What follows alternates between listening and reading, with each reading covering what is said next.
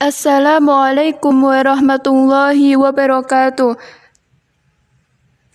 Kami dari kelompok 10 kelas PIA yang beranggotakan 1. Afifi Rizky Maulida, 2. Al-Fauza Bil Jannati, 3. Amin Nurjannah akan menjelaskan tentang perbandingan pemikiran pendidikan menurut Paulo Freire dan Hasan Langgulung.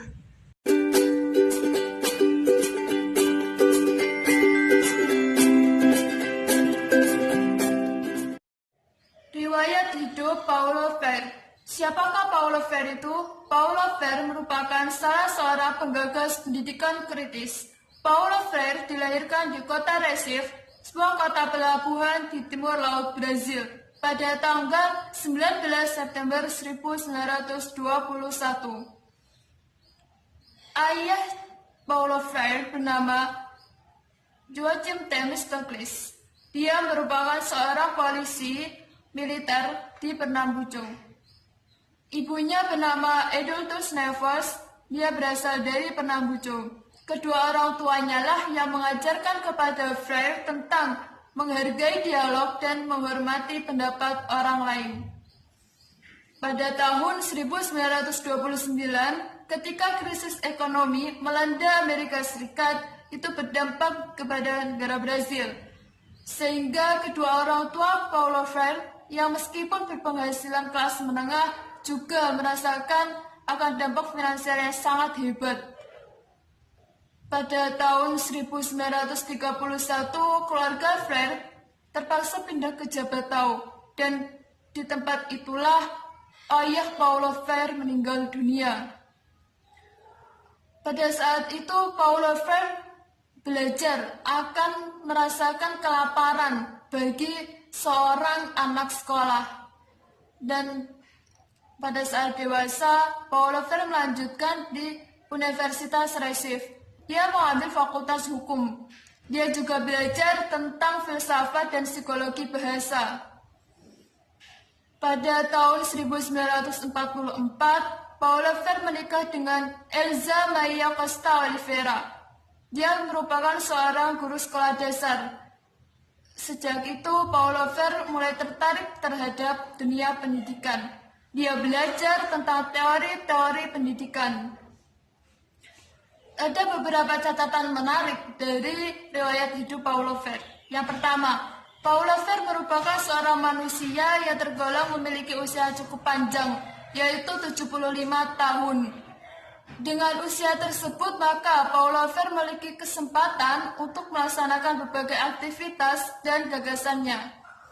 Jadi Paulo Freire itu meninggal dunia pada tanggal 2 Mei 1997 di Rumah Sakit Albert Einstein, Sao Paulo. Dia menderita serangan jantung. Dan pada saat detik-detik terakhir hidupnya itu, Paulo Freire masih aktif dalam menulis karyanya. Dia pada saat itu sebelum mengembuskan nafas terakhirnya menulis sebuah tulisan yaitu tentang ekopedagogi. Kemudian Paulo Freire juga mewariskan akan keteladanan yang jujur, kreatif, lugas dalam dirinya. Kemudian catatan menarik yang kedua yaitu Paulo Freire merupakan seorang cendekiawan atau ilmuwan yang mampu memadukan pengalaman akademik teoritis dan pengalaman empiris praktis, terutama dalam pendidikan bagi kaum yang lemah. Yang ketiga, catatan menariknya yaitu tentang banyaknya karya yang dihasilkan oleh Paulo Freire. Dari hasil karya-karya tersebut kita dapat melihat bahwa Paulo Freire merupakan seorang ahli hukum yang menguasai pendidikan, dan kemampuannya dalam bidang hukum tersebut digunakan untuk memperjuangkan hak-hak masyarakat miskin. Catatan menarik yang keempat yaitu Paulo Freire memiliki banyak sekali jabatan, dan dengan jabatan-jabatan yang dimilikinya itu, Paulo Freire merupakan seorang yang berpengaruh dan menjadi perhitungan bagi para penguasa. Dengan berbagai jabatannya itu, maka gagasan dan pemikiran-pemikirannya itu menarik perhatian para masyarakat. Jadi terdapat banyak sekali jabatan yang dimiliki oleh Paulo Freire. Di antaranya yaitu Paulo Freire pernah menjadi seorang direktur pendidikan dan kebudayaan bidang pelayanan sosial. Pada tahun 1946 sampai 1954, Paulo Freire berkontak langsung dengan masyarakat miskin di kota-kota, dan hal itu sangat berdampak baik untuk bahan penelitiannya pada tahun 1961 untuk mengembangkan tentang metode dialogik dalam pendidikan.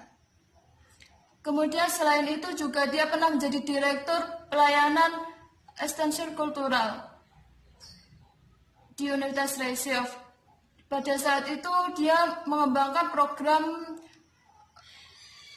program untuk kaum tunaksara. Jadi kaum tunaksara para petani di wilayah Timur Laut itu belajar tentang aksara bersama Paulo Freire dan timnya. Metode yang digunakan itu dinamakan metode Paulo Freire. Dan dengan waktu yang cukup singkat, yaitu tidak lebih dari 45 hari, Paulo Freire berhasil menarik perhatian kaum tunaksara tersebut. Sehingga kaum tunaksara tersebut tertarik dalam hal dunia membaca dan menulis. Selain itu, catatan yang kelima yaitu Paulo Freire merupakan seorang cendekiawan yang berpikiran tajam dan ilmuwan yang produktif. Jadi Paulo Freire itu memiliki kemampuan dan memiliki ketajaman dalam menghadapi berbagai permasalahan yang ada di masyarakat. Dan dia itu melakukan penelitiannya itu sangat dengan sungguh-sungguh dan tekun.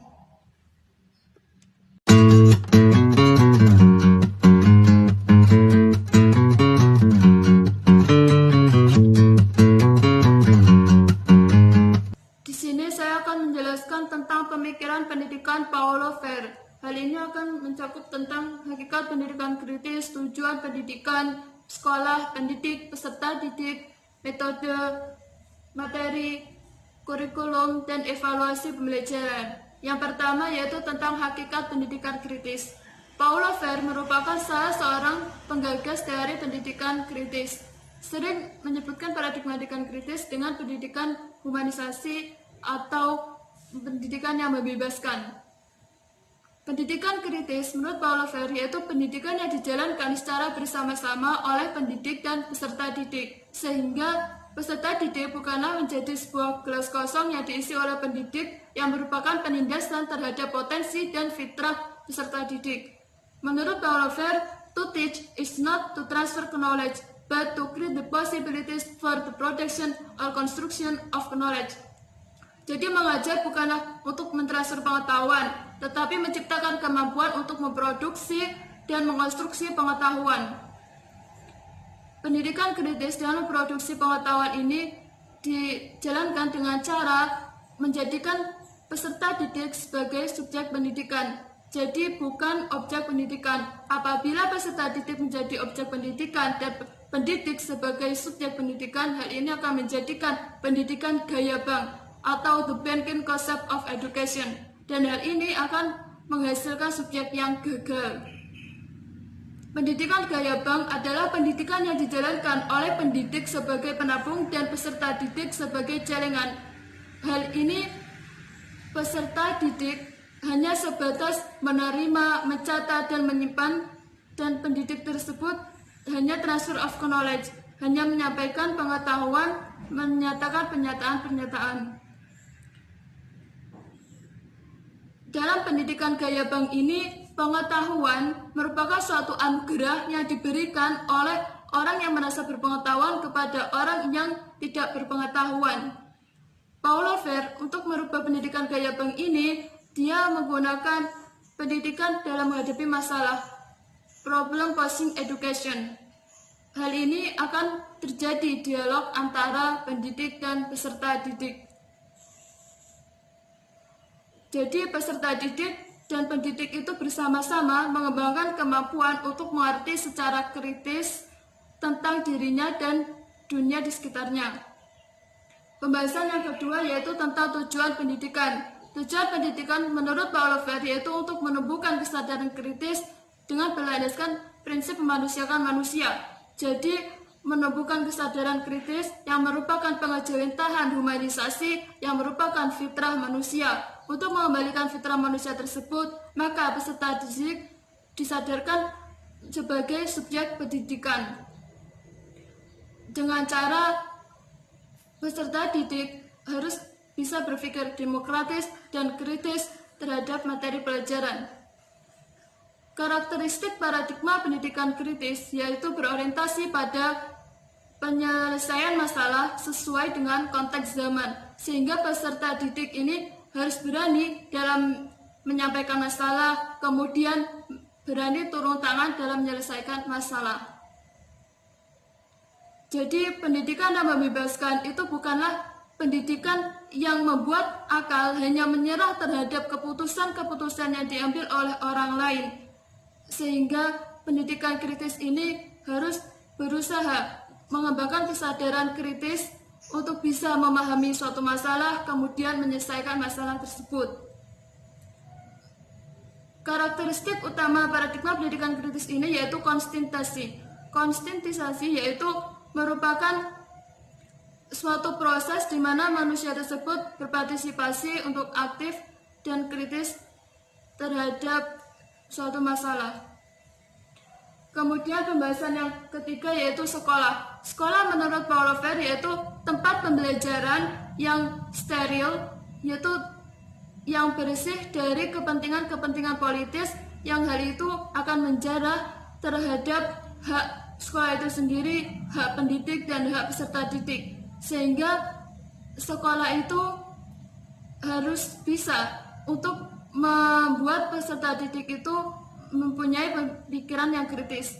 Apabila sekolah itu tidak bisa memberikan tentang pendidikan kritis terhadap peserta didik, maka jangan heran jika sekolah tersebut tidak akan melahirkan peserta didik yang cerdas dan mengerti tentang realitas.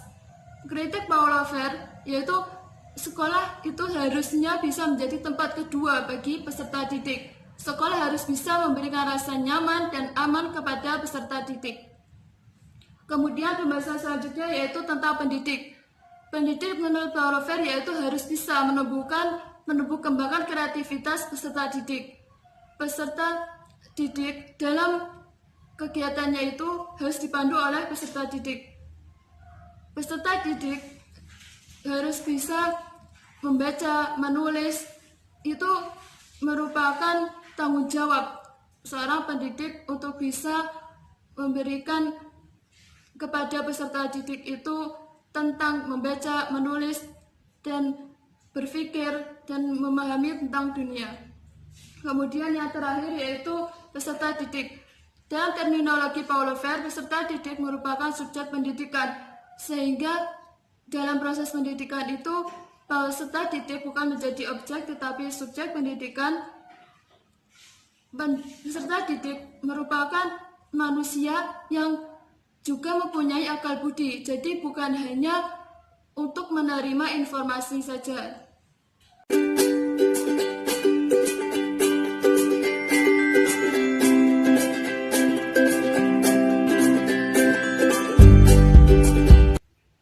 Metode penerapan paradigma pendidikan kritis adalah dilibatkannya secara aktif dan proporsional tiga unsur dalam proses pendidikan dalam suatu hubungan dialektis yang ajak. Tiga unsur tersebut yaitu pendidik dan peserta didik sebagai subjek yang sadar dan objek yang disadarinya yaitu realitas dunia. Pola penerapan pendidikan kritis menurut Paulo Freire disebut dengan istilah praksis. Praksis adalah proses kemanunggalan karsa, reflection, kata, word, dan karya, work. Karena pada dasarnya manusia adalah kesatuan dari fungsi berpikir, berbicara, dan bertindak.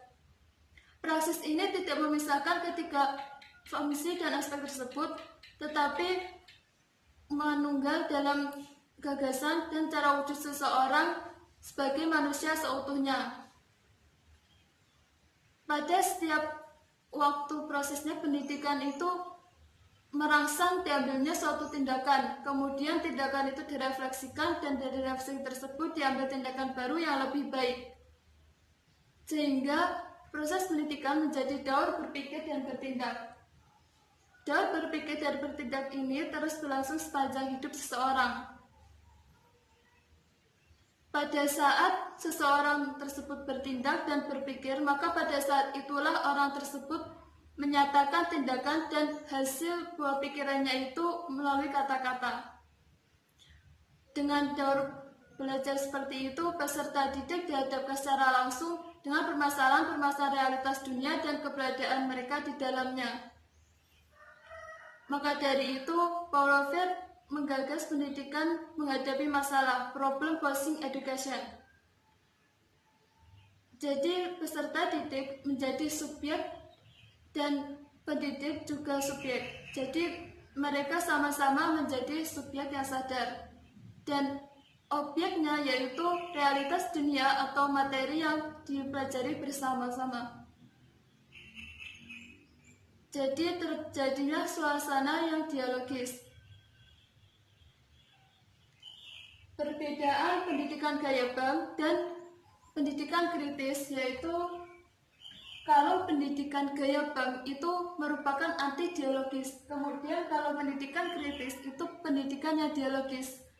Pendidikan anti dialogis di sini sebagai subjeknya yaitu kaum elit yang berkuasa dan objeknya yaitu keadaan yang harus dipertahankan dan kaum tertindas, sehingga tujuannya yaitu dehumanisasi.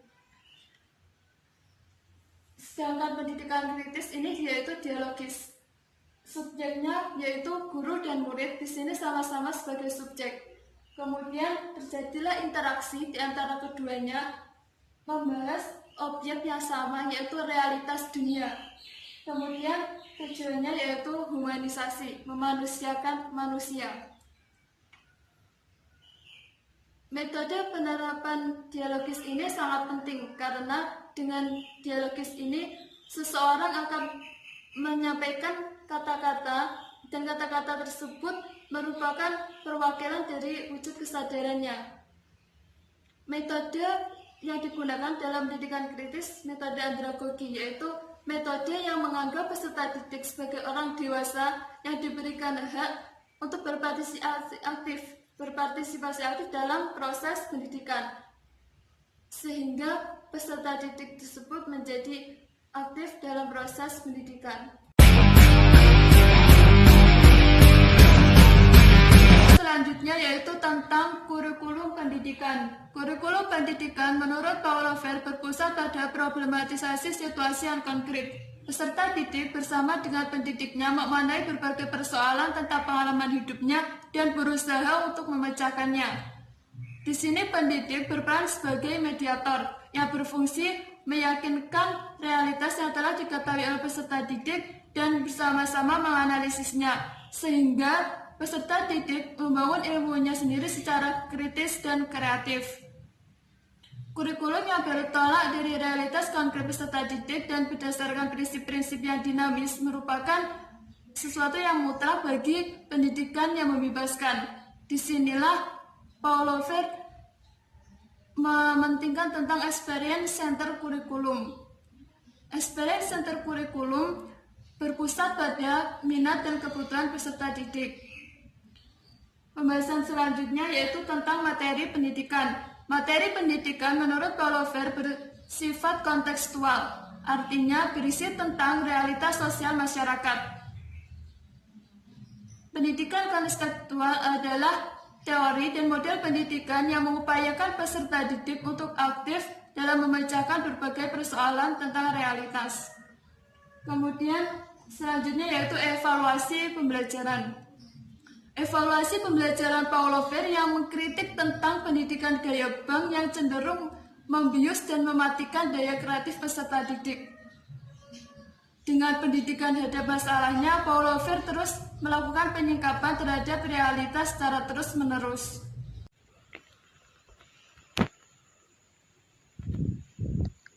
Karya Paulo Freire.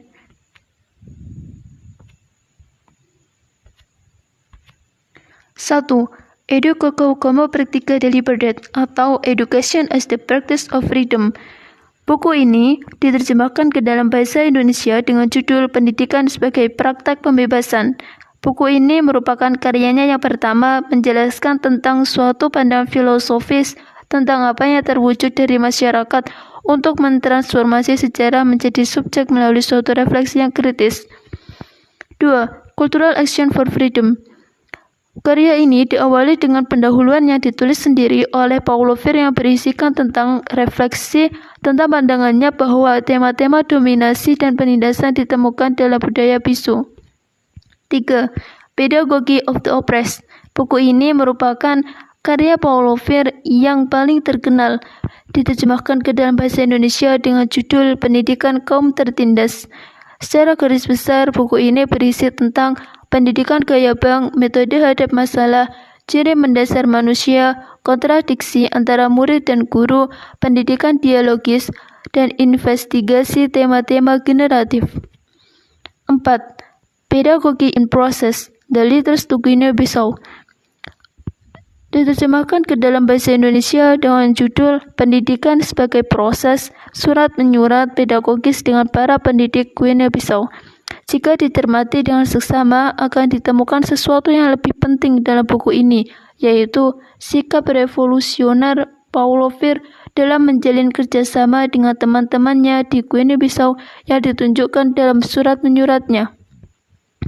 5. Pedagogy at the Experience atau Pedagogy of Hope, diterjemahkan ke dalam bahasa Indonesia dengan judul Pedagogi Pengharapan. Buku ini berisi tentang kesaksian dan pengharapan tentang daya hidup batin manusia yang tidak beruntung serta tentang kekuatan yang kerap kali diam namun lapang dada dari berjuta-juta orang yang tidak pernah rela membiarkan pengharapannya padam. 6. Asombra desta Moira atau Pedagogy of Heart, diterjemahkan ke dalam bahasa Indonesia dengan Pedagogi Hati. Dalam buku ini, Paulo Freire berusaha merefleksikan tentang pendidikan dan politik dalam kehidupannya. 7. The Politics of Education, Culture, Power, and Liberation, terjemahkan ke dalam bahasa Indonesia pada tahun 1999 dengan judul Politik Pendidikan, Kebudayaan, Kekuasaan, dan Pembebasan. Secara garis besar, buku ini membahas 3 hal yang paling mendasar. Pertama, pemahaman yang benar tentang teori dan praktek dalam pendidikan. Kedua, menekankan pada substansi kekritisan akan kondisi sekitar elemen pendidikan, baik dari faktor manusianya, komunikasi, maupun dari segi perkembangan politik yang ada. Ketiga, menekankan pada usaha konkret dalam pemberantasan buta huruf. 8. Subreaction Cultural. Dalam buku ini, Paulo Freire membahas masalah-masalah perubahan kultural yang berjalan seiring dengan pengajaran dan pembelajaran keterampilan baru. Buku ini adalah karya tulis yang pertama yang memperkenalkan pendidikan tradisional sebagai pendidikan gaya bank. 9. Adult Literacy Process as Cultural Action for Freedom and Cultural Action Conscientization. Kedua makalah tersebut berisi rangkuman mengenai teori-teori kependidikannya dalam bahasa Inggris, karena karya-karya sebelumnya selalu terbit dalam bahasa Portugis atau Spanyol.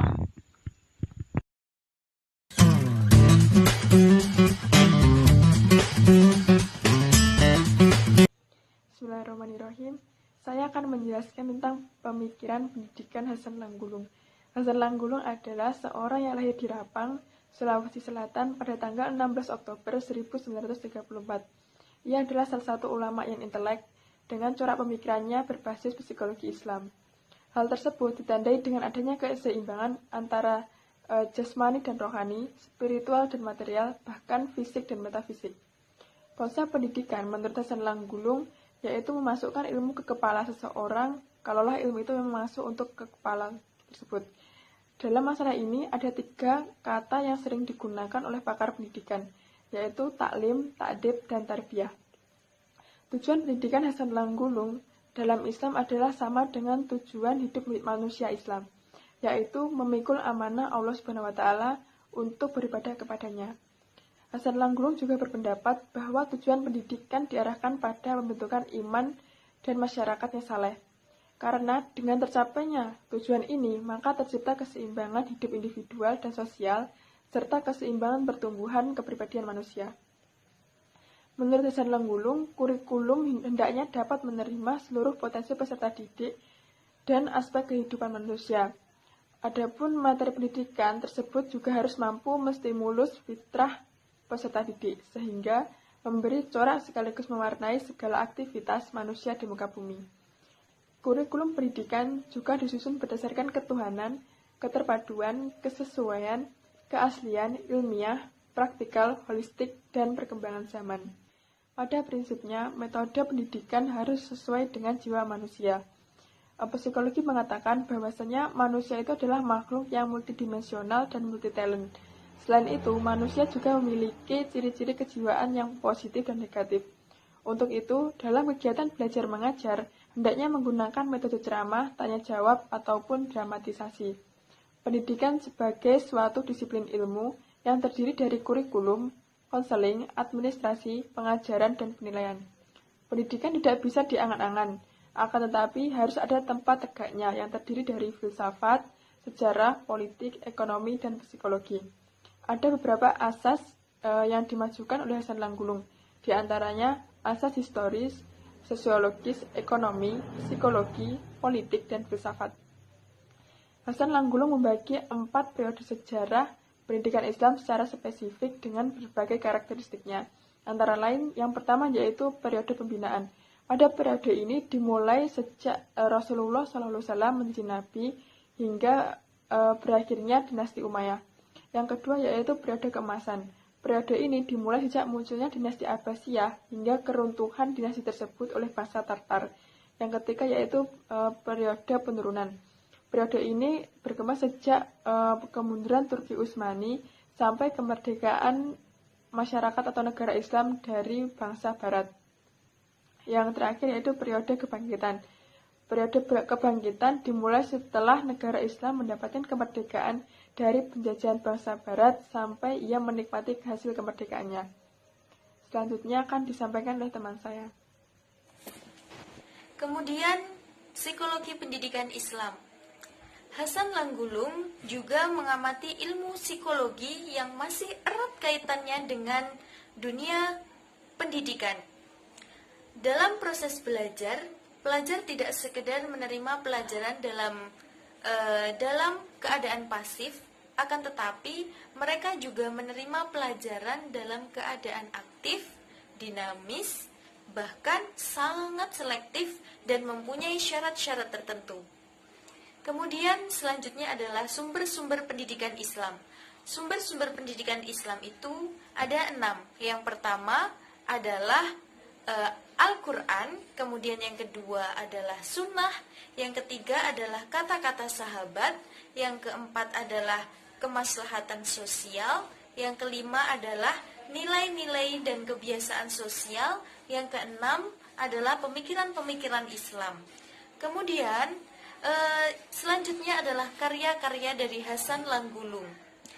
Dalam karya-karya Hasan Langgulung itu sangat banyak sekali yang termaktub dalam bahasa Inggris, Indonesia, begitu juga dalam bahasa Arab. Dan dalam berbagai persoalan seperti dalam hal pendidikan, dalam hal psikologi, dalam hal filsafat, dan dalam hal keislaman.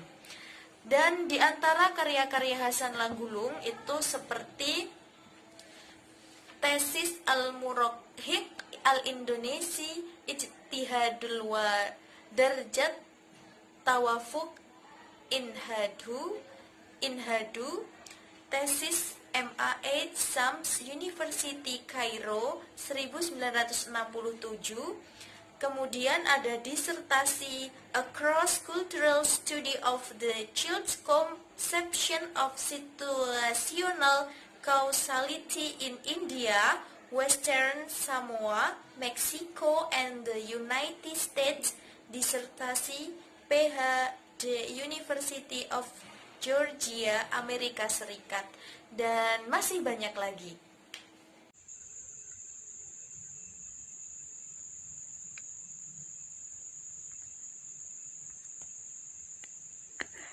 Sekian penjelasan dari kami kelompok 10 tentang perbandingan pemikiran pendidikan menurut Paulo Freire dan Hasan Langgulung semoga bermanfaat.